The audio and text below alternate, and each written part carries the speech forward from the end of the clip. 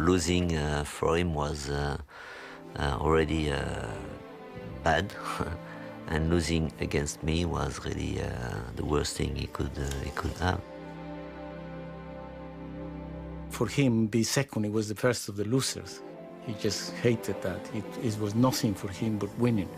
He just wanted to psych his opposition, that they all think that Senna was in front of them. He had to be quickest all the time. Ayrton would enter a corner faster than he'd ever been before and trust that something inside Ayrton Senna would help get him and the car around the corner. And that's an act of trust or faith or whatever you want to call it.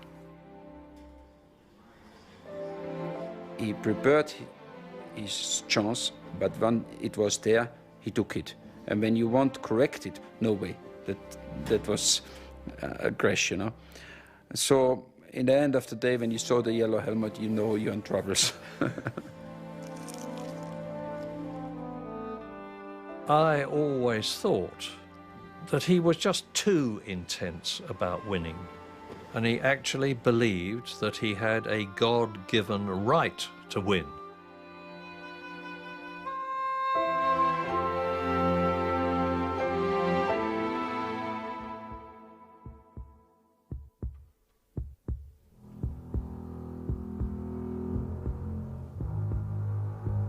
You think you have a limit. As soon as you touch this limit, something happens and you suddenly can go a little bit further. With your mind power, your determination, your instinct, and the experience as well, you can fly very high. Ayrton Senna's talent, commitment, and determination carried him beyond normal boundaries. He displayed a supreme ability behind the wheel of a racing car, but he also demonstrated an immense depth of character, of thought, and of emotion. His tremendous rivalry with Alain Prost throughout the late 80s and early 90s extracted every element of his genius. But if there was one area where Senna truly flew high, it was racing in the rain. His precision in the wet, he was just unbelievable. He just filled the car so much more. In the wet, you have to be very precise. You cannot make any judder with the steering. Or you got to be much more gently with it. And Ayrton filled the car much more than any other driver. First of all, looking out of my commentary box window, I saw the worst weather that I have ever seen at any race anywhere in the world. And it was rather embarrassing to me as an Englishman that everybody who thinks that it always rains the whole time in England was getting their suspicions proved.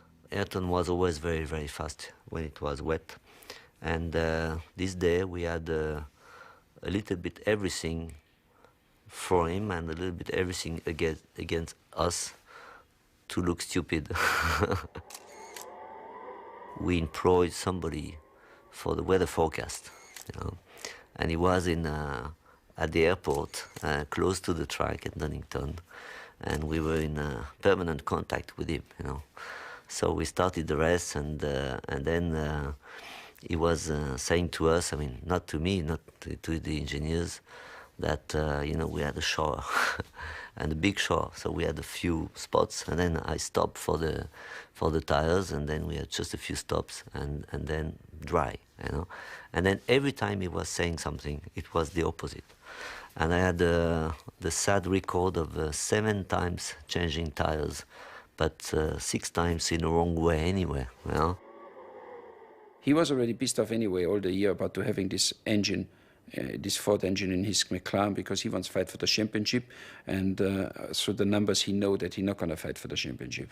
So all what he could do is to wait for special circumstance, and then to show everybody again what he can do.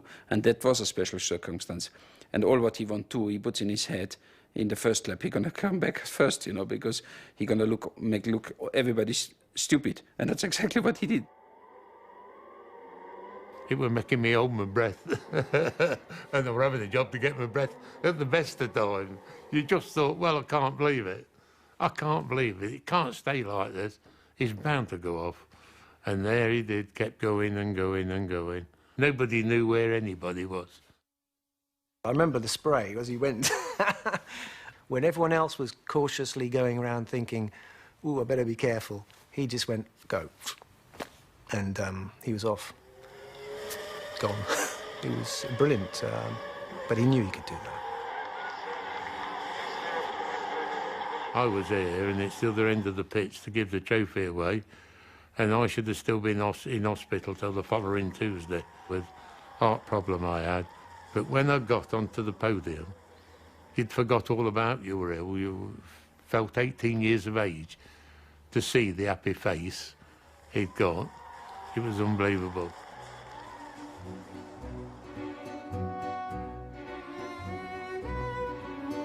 His roots were firmly grounded in the sprawling steel-making city of São Paulo, the industrial heartland of Brazil. Here, amid the energy and bustle of South American commerce, Ayrton developed his talents on the kart track at Interlagos and began a collection of trophies that would become greatly cherished by his close-knit family. O Ayrton sempre foi uma pessoa extremamente determinada. Ele sabia exatamente o que ele queria e ele ia atrás daquilo até conseguir. Ele era extremamente persistente. Quando ele era pequeno, a gente chamava ele de teimoso, porque ele ia assim até o fim, aonde ele queria chegar. De criança, eu lembro muito a época que ele corria, que ele treinava de kart, da época que ele, inclusive, foi viajar para fora, e nas vezes que ele fez para fora para correr em campeonatos de kart, eram viagens rápidas, mas que sempre tinha uma expectativa muito grande de que resultado que ele ia obter, e sempre teve, cada ano ele tinha resultados muito positivos. Então as minhas recordações são muito ligadas a isso, porque a vida dele era muito, muito ligada ao automobilismo. Desde que eu nasci, desde que eu me lembro, ele já andava de kart quando eu nasci. Before long, kart racers in Brazil and all around the world became all too aware of the driver in the yellow helmet. O Ayrton, eu conheci ele quando ele era um garoto de kart, ele era piloto de kart. Mas na época eu já pintava para o Emerson Fittipaldi, que era bicampeão mundial de Fórmula 1, para o Nelson Piquet, que já estava na Fórmula 1, então ele queria criar a sua identidade também. Então eu resolvi, pensando em colocar uma cor quente no capacete, como a Ferrari, que é vermelha, pintei ele de amarelo, certo? Com duas faixas saindo em verde e azul, saindo como se fossem os olhos dele, porque dá movimento e dá agressividade também. Então assim foi feito e foi composto as cores do país, em verde, amarelo, azul e branco. Quando Ayrton retornou, ele quis adotar essa pintura, que ficou para sempre a pintura dele. Foi isso aí. I know him since long time ago, because we did 2 World Karting Championship together in Le Mans and Estoril, 78 and 79. So this goes back to the very, very old days. And he was very, very committed. He had this, this star, these eyes. He was exceptionally committed, I think, more than anybody else. A gente sempre foi uma família super unida, e quando Ayrton foi morar na Inglaterra, todos nós sentimos muito, e ele também, né, a falta, a distância. Então a gente muitas vezes ia para lá, ou quando ele podia vir, para poder ter essa proximidade maior. Ele escrevia muito. Cada corrida que ele fazia, ele escrevia detalhando cada curva, cada coisa que ele tinha feito. A gente tem essas cartas até hoje, e mesmo à distância, o contato sempre foi muito, muito próximo. Como o Ayrton, quando foi para lá, ele não sabia inglês, então ele ficava em frente da televisão, horas e horas, tentando entender o que estava se passando, procurando aprender a língua e se concentrando. Ele também não sabia cozinhar, nunca soube, e na verdade ele passou alguns anos comendo ovo frito, ovo cozido, ovo mexido, todos os tipos de ovos possíveis e imagináveis, porque era o que ele conseguia fazer. Quando o Ayrton me procurou, em 1984, em janeiro, ele tinha muita preocupação com o preparo físico, com a sua saúde, porque ele era muito magro, uma pessoa realmente fraca, e era até chamado franzino Ayrton Senna pela mídia. Nós iniciamos um trabalho, percebemos a vontade férrea que ele tinha de buscar ser mais forte, mais resistente. Era uma pessoa que tinha uma força interior muito grande, porque ele não media esforços. Se alguém perguntar qual a diferença do Ayrton, é esse fazer. Porque saber de cabeça é não saber nada. E eu falava muito para ele isso. Ayrton, o sábio não é o que sabe, o sábio é o que faz aquilo que sabe.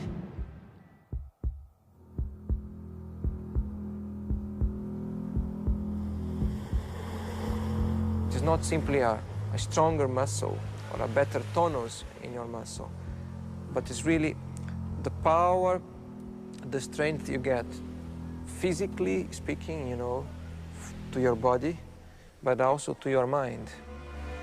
And you only really learn by doing it, I believe. Once I realized that there was something special in there, I really focused and try to learn about myself, because it's basically learning about yourself, learning about your own limitations, learning about your strengths, your qualities, and trying to make, as a whole,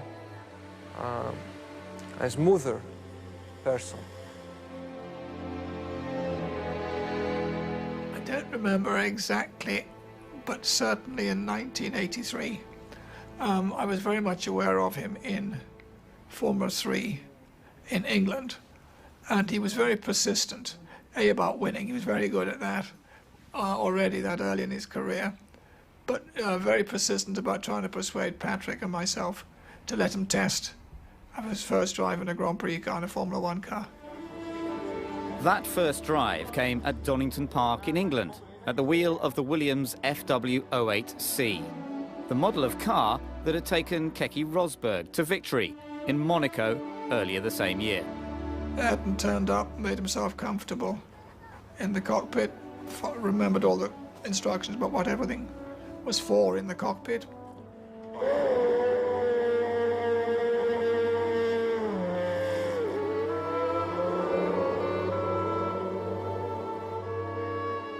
At the time, he was only halfway through his first season of Formula 3, but he was totally undaunted by the Grand Prix car with triple the power of his usual mount. I set off, did what we call an out and a straight back in lap to check over the car mechanically. And then over the next 21 laps, I think it was, he just went off a second quicker than the car had ever been around there. And then said, I think that's all right, I've got enough in my head, got out of the car and went home. So we were quite astonished. In that particular day, it was obvious that his brain was in total control of everything else, was just ahead of the game, clearly belonged in a Grand Prix car. He was born for that, if you like. We weren't ready to put him in the team in '84, partly for contractual obligations to other drivers. And then he went off to Lotus and then to McLaren. So it was quite a long while before we were able to offer him a seat, which was for '94. When he went to Tolman, it was fantastic to see another Brazilian driving. I mean, by instinct, I was always more of a fan of Ayrton than I had with any other Brazilian Formula One. I never had the chance to see Emerson, but I had the chance to see Nelson. With Ayrton, it was different. I felt like you know, he was driving tremendously, and he was going to be a champ. I remember we had a discussion about top drivers like Nelson Piquet or whatever. And I said to Ron and even all the people, said, take the best young guy coming, you know, to get a very strong team is Ayrton. They all said to me, why you want to have Ayrton, you know? I said, yeah, why not, you know, I mean, it's thinking about the team. So having a teammate like Ayrton was very, very different to all the teammates I had, you know. And also for Formula One, it was really exceptional to have two drivers of this same caliber. When Ayrton came into Formula One, Alain Prost was the top. He was number one, and he was the one that he wanted to catch. He wanted to beat him. And when he started testing with us and racing with us, he was not interested in anybody else in the grid. You know, just Alain, what time did he do? What tires is he using? What rear wing has he got? What springs has he got? He just wanted to know what Alain was doing, and that's the one he wanted to beat. He was a man like no other man I had ever met before. He was almost a mystic. He was very, very, very intense. He was a charismatic personality. He could be absolutely charming, but there was another side to his character. He was absolutely ruthless when he was in the cockpit. And he was an intensely religious, God-fearing man. And he actually believed that he had a God-given right to win.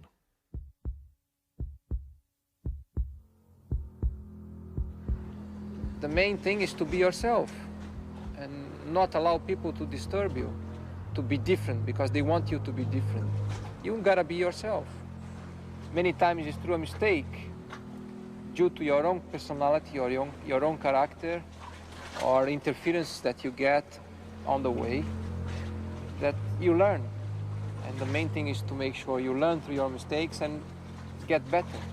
I believe in the ability of focusing strongly in something, then you're able to extract even more out of it.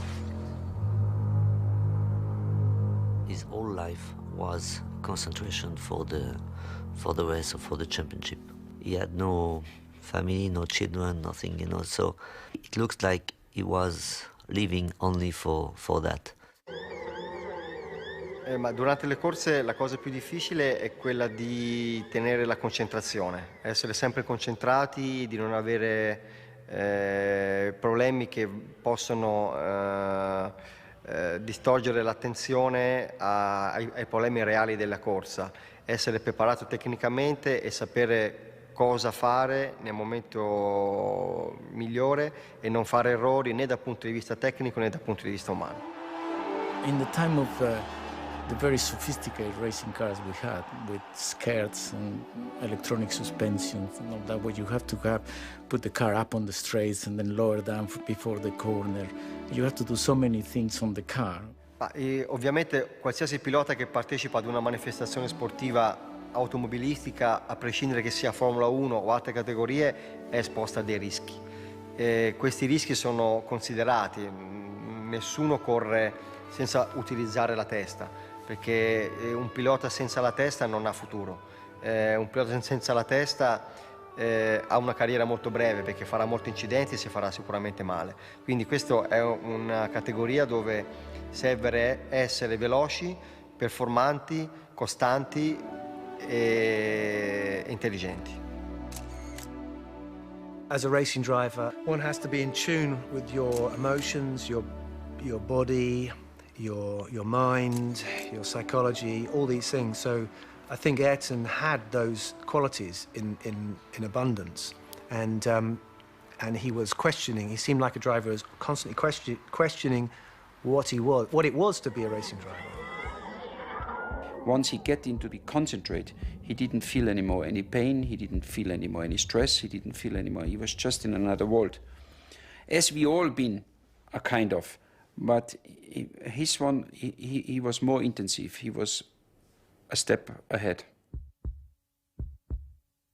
There's a state of mind that one is raised to, where it becomes sort of transcendental, And Ayrton spoke about things to do with his concentration when he was in qualifying. He talked about a state of mind that he got into whereby he was there but not really driving the car.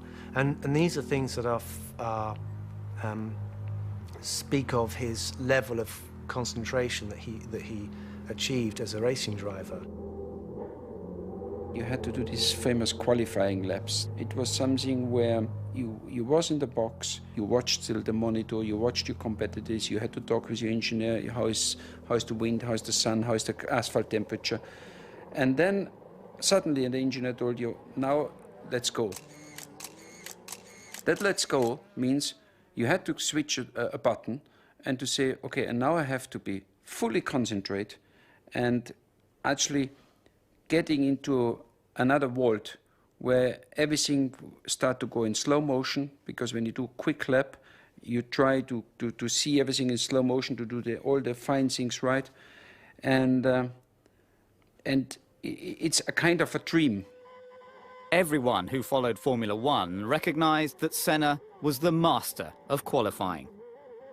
If you go for a corner on qualifying tyres with extra horsepower and you've never had that all weekend, how do you anticipate how fast you can go? How do we know how fast the car is capable? So Ayrton would enter a corner faster than he'd ever been before and trust that something inside Ayrton Senna would help get him and the car around the corner. And that's an act of trust or faith or whatever you want to call it. He explored his ultimate capabilities more than any driver seems to have done. The thing with him, he was such a good driver that he used to adapt to the car.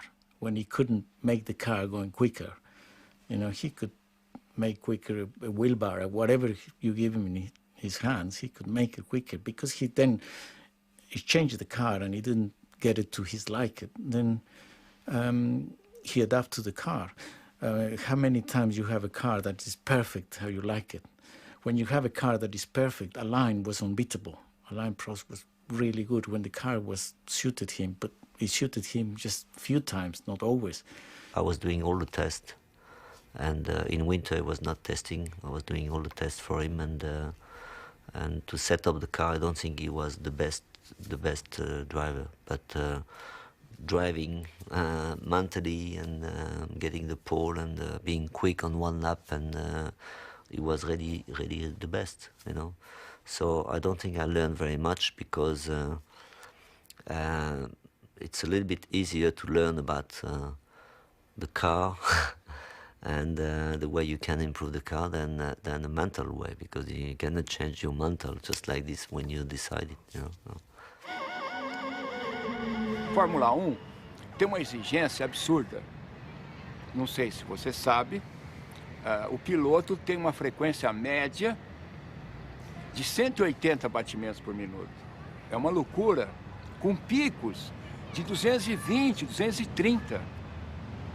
E apesar de ele estar num carro aberto, o calor é muito grande. Então a exigência do piloto é completamente diferente de qualquer esporte. É muito estressante.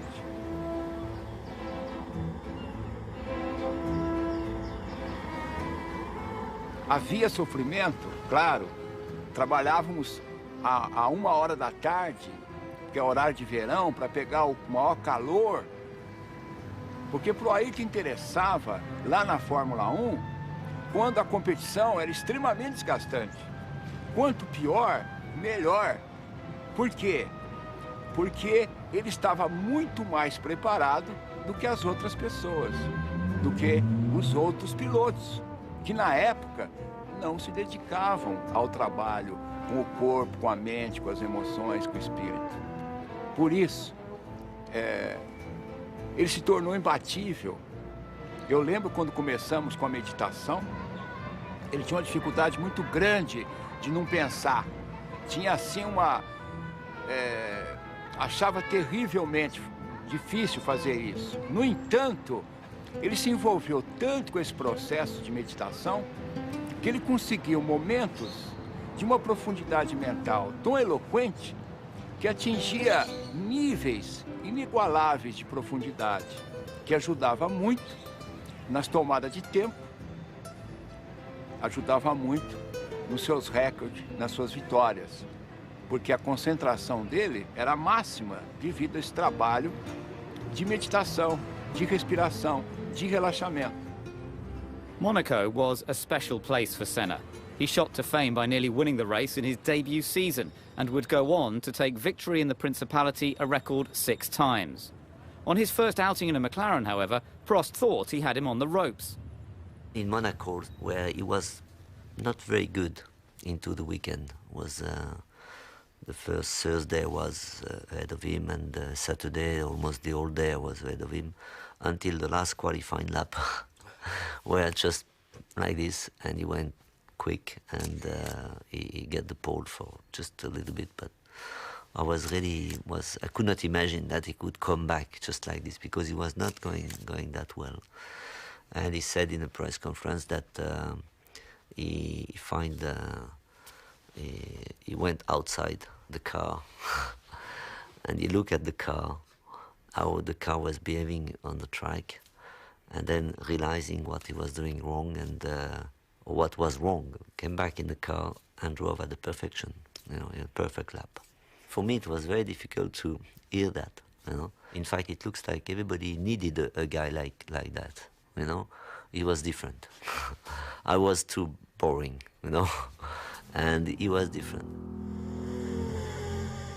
Once you in it, and you've got to go all the way to the end, because you commit yourself to such a level where there is no compromising. You give everything you have, everything, absolutely everything.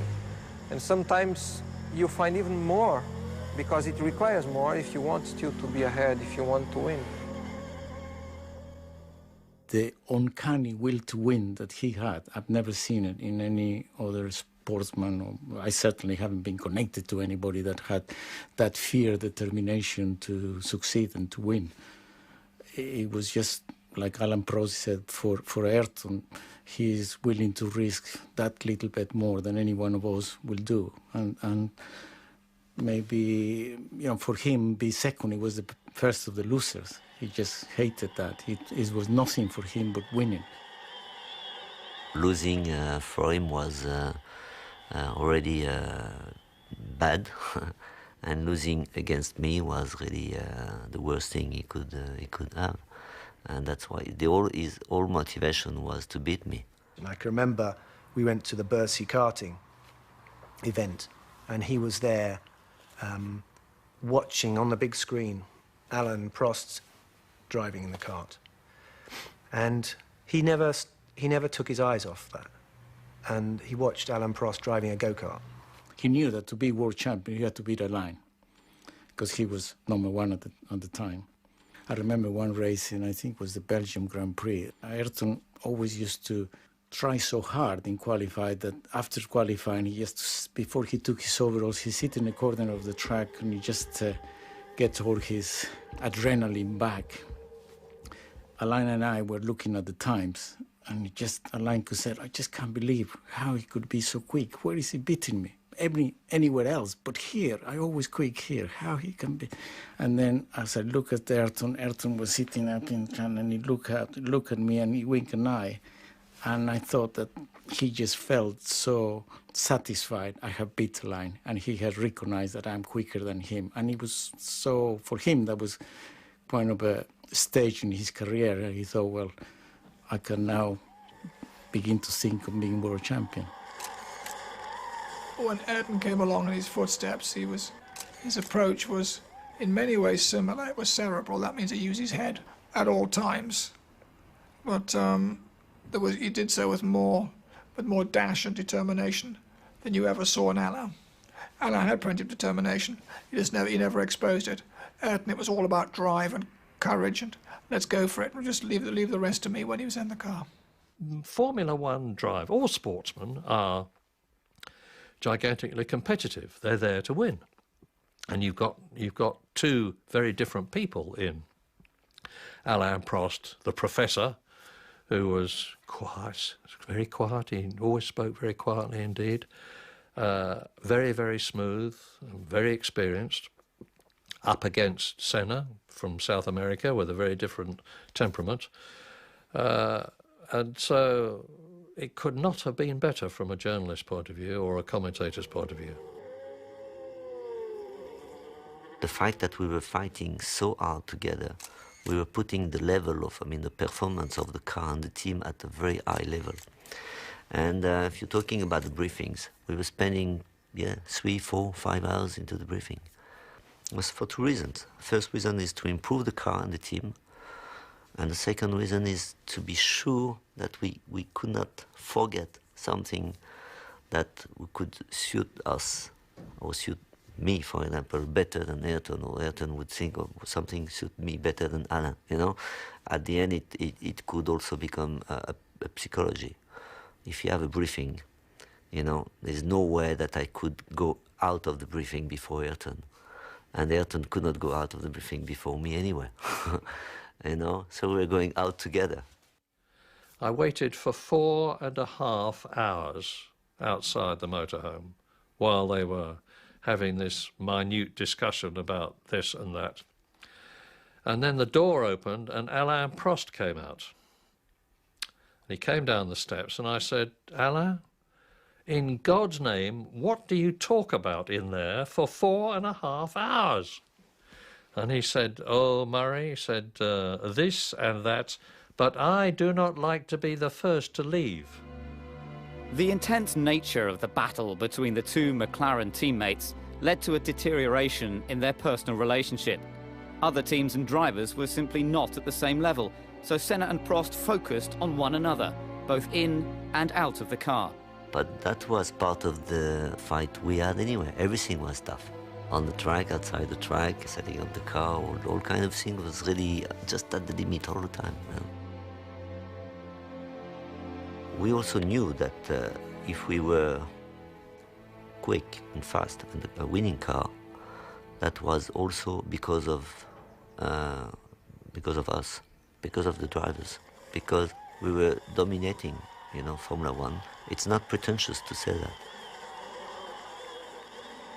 Eu acho que o Ayrton e o Alain foram pessoas que precisavam muito uma da outra, porque para eles poderem desenvolver os próprios potenciais no top, da forma mais perfeita,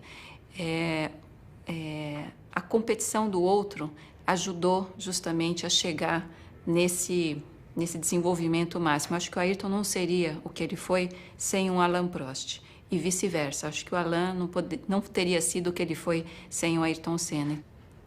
Uma vez perguntaram para o Ayrton se ele tinha inimigos. E eu acho que o Ayrton respondeu uma das coisas mais lindas que ele respondeu em todas as suas muitas entrevistas. Ele disse que a vida era muito curta para se ter inimigos. Então, eu acho que, às vezes, a vida é mais curta ainda do que a gente pensa, como aconteceu com ele. Eu acho que essa frase é perfeita, seja no momento que ele e o Alain eram inimigos, ou depois, que nem eram, mas para qualquer condição como essa, eu acho que essa frase é perfeita.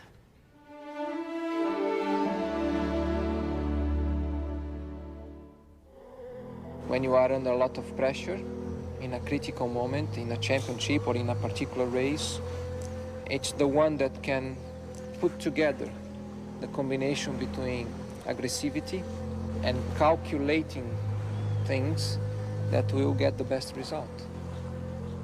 And you need more than anything a very clear mind to understand exactly when is the moment to be aggressive, when is the moment to be calculated. To win a championship, you need the combination of those elements in the right doses at given moments. The lifestyle enjoyed by Ayrton was that of the rich and famous. Beautiful houses, lots of toys, and opportunities to relax. But his love of Brazil and for its people was reflected in the way they felt about him. He was idolized by the ordinary men and women in the street, and he's still idolized today. Máximo, pessoa extraordinária, maravilhosa, foi embora muito cedo. Senna. Vagabundo, meu, é ele! Oh, esse pra nós aqui é o melhor do mundo. Muito legal, muita saudade dele. Faz muita falta pro esporte brasileiro. Representava muita alegria, né? Ao domingo. Tinha muita emoção na grande corrida dele. Grande piloto, tem muita alegria para nós no Brasil. É difícil ter outro piloto igual o... Ai, que beleza! A pessoa representa tudo para o nosso país. Foi o maior ídolo, a maior glória, foi tudo. Acho que para todos os brasileiros nós é a honra de ter uma foto dessa aqui, observar assim e ter como lembrança, né?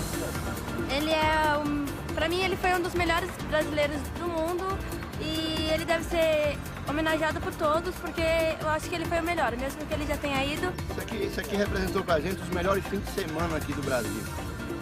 Para mim, um ótimo atleta, uma ótima pessoa, um ótimo ser humano e um exemplo de vida. Deu até um nó na garganta quando eu olhei. Isso para mim significa muito, viu? Muita saudade.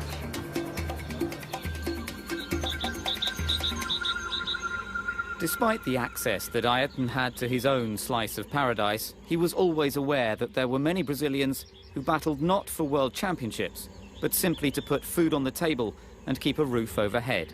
And it mattered to him more than many people knew.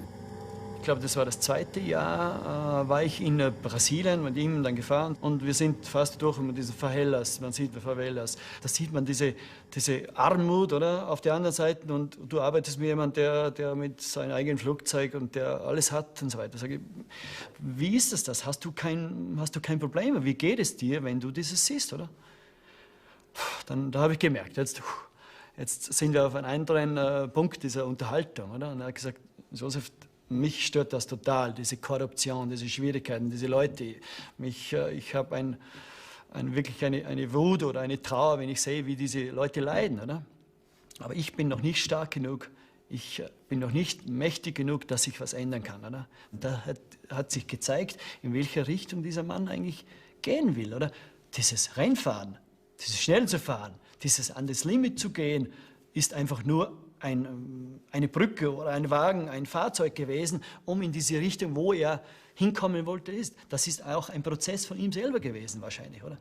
I think the best remembrance that I had was when I stayed with him that weekend in his house, in his farm, and we had a storm, and the lights and the telephone went out of order.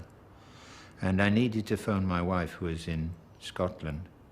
So we went out, and we found a telephone box.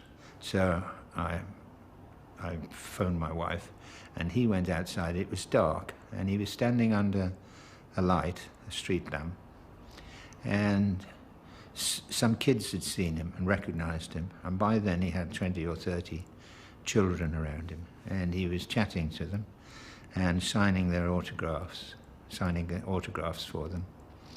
And when I came out of the telephone box, that's one of the sweetest memories I have of him, standing with the light playing on his head and shoulders and surrounded by the kids and being so nice to them.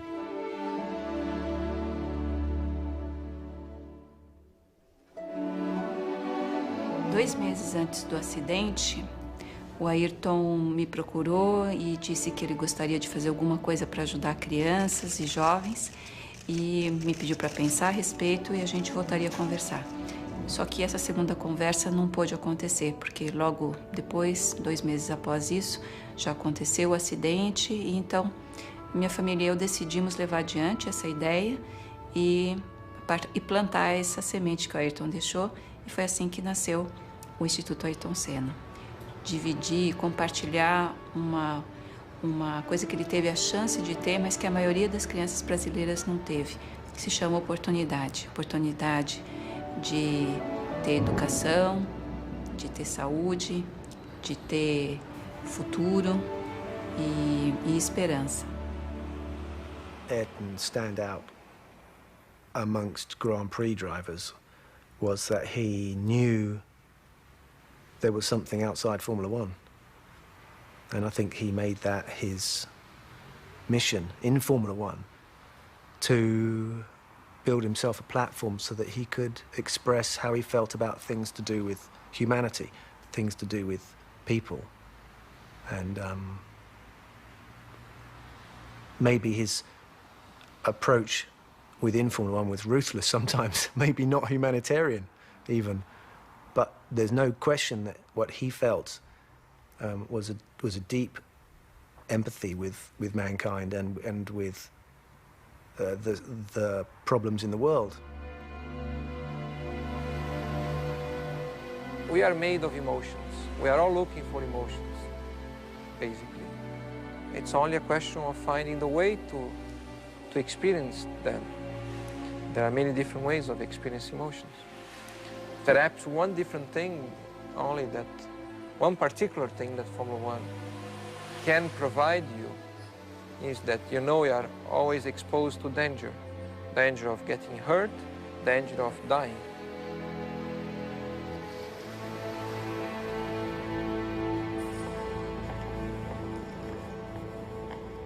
Travel was a major factor in Senna's life. To ease the strain, he acquired his own aircraft and employed the services of a private pilot. Over a period of 4.5 years, Owen Omani got to know his employer extremely well. Very often we used to go backwards and forwards to Brazil, and we'd leave São Paulo at 10:30 at night, and Ayrton would lay out the bed at the back of the aircraft, go to sleep in his pyjamas, and we'd shut the door. And then first thing, 7 o'clock in the morning, I used to come back to the cabin, wake Ayrton up, and we'd be landing in England at 7:30, 8 o'clock in the morning. He'd be as fresh as a daisy, and of course we were totally shattered. My compliment to him is to say that he was big enough to be little, if you understand what I'm saying. In April 1994, Owen flew Senna to the Imola circuit for the San Marino Grand Prix. A Imola Ayrton si è sempre trovato in maniera particolare, come sul circuito di casa. Da allora, dopo l'84, Ayrton Senna ha conquistato 8 pole position in 10 anni. Ha cominciato con le Lotus e poi con la serie incredibile con McLaren per finire con Williams, e anche l'ultimo anno in cui lui corse a Imola era chiaramente in pole position.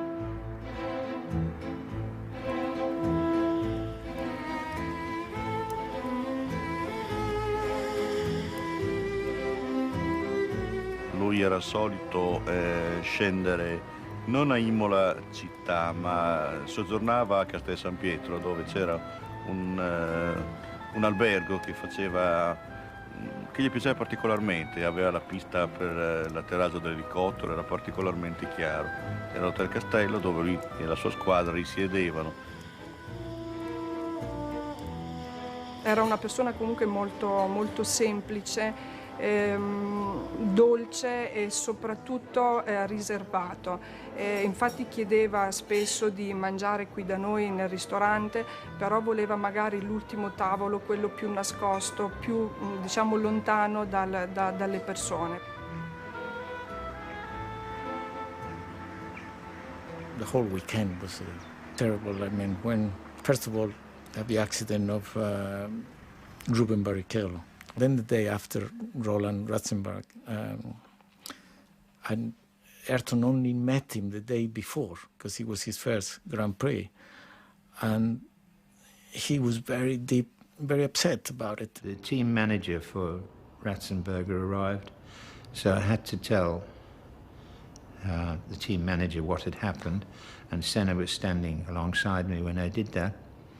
And the team manager went away, and then Ayrton got very, very upset and cried a bit. And that's when I said to him, you know, Ayrton, you've been 3 times world champion, you're the fastest man in the world, and you like fishing. So I said, why don't you quit? And I'll quit, and we just go fishing. So when you asked him a difficult question, he wouldn't answer immediately. He would think. And you could see he was thinking, and how was he going to deal with that suggestion? And then finally he said, Sid, I can't quit. And I suggested to him that he didn't drive the rest of that weekend. And he said, and I've got to drive. I've got to drive tomorrow. He said, there's no way that I can stop driving at the moment. A special hello to our dear friend Alan. He says, we all miss you, Alan. In the morning, when we had this TV coverage, so I was doing my job, and then we look at the commentary of Ayrton, and the first thing he says is not, okay, I take this corner in first gear, second gear. He said, this first hello to Alain, Alain, I miss you. And I was really, on live, and they put that in the morning, they put that before the rest.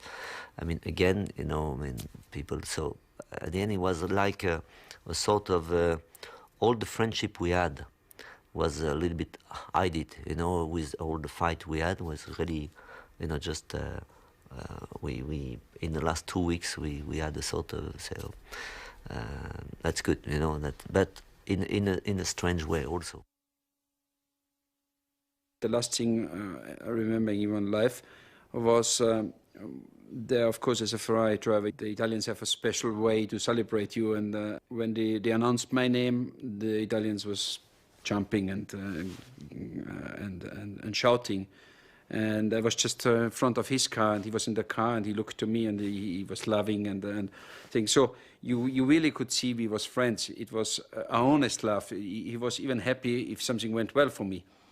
And that actually is the last time I really looked to his eyes, and we just been we seen each other. There have been many heavy accidents before. I had a very heavy accident in '89. I nearly died there, and Ayrton, one day after, Ayrton phoned me in the hospital how I am, and I said to him, I'm okay, but I think this corner, it's very dangerous, and I think one day somebody gonna die there. It's too dangerous and should be doing something. But okay, we was talking a bit, and then we went to testing to Imola a couple of months later, and Ayrton and myself say this corner should be changed, and we walked to this corner, and we looked how it could be changed, and we looked over the wall, and Ayrton says to me, but look, Gerhard, I cannot change this. There's a rebar behind, so there's no way to move the wall. And we look both and say, yeah, unfortunately, there's a river behind. We cannot move the wall, so that's how it is. And we walked back again, and it was exactly the point where he died.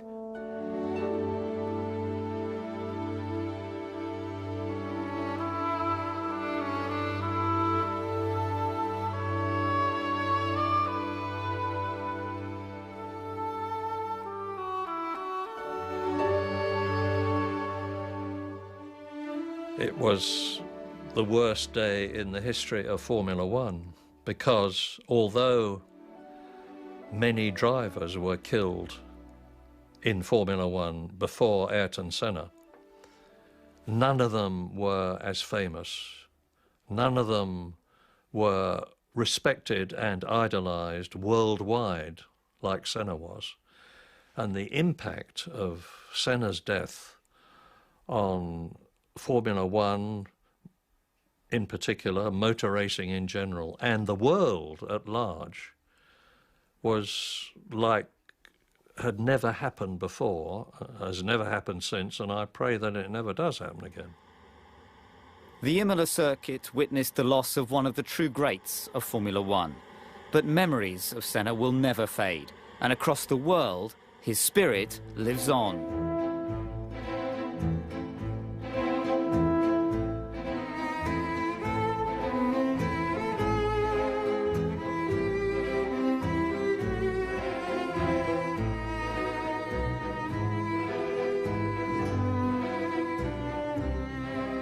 A ideia que eu tenho é que ele está muito próximo. Eu não sei como explicar. Eu sei apenas sentir. E a certeza de que ele está muito próximo, porque nós temos essa coisa com a morte, de que não devemos falar, não devemos pensar. A nossa civilização, ela renuncia à morte.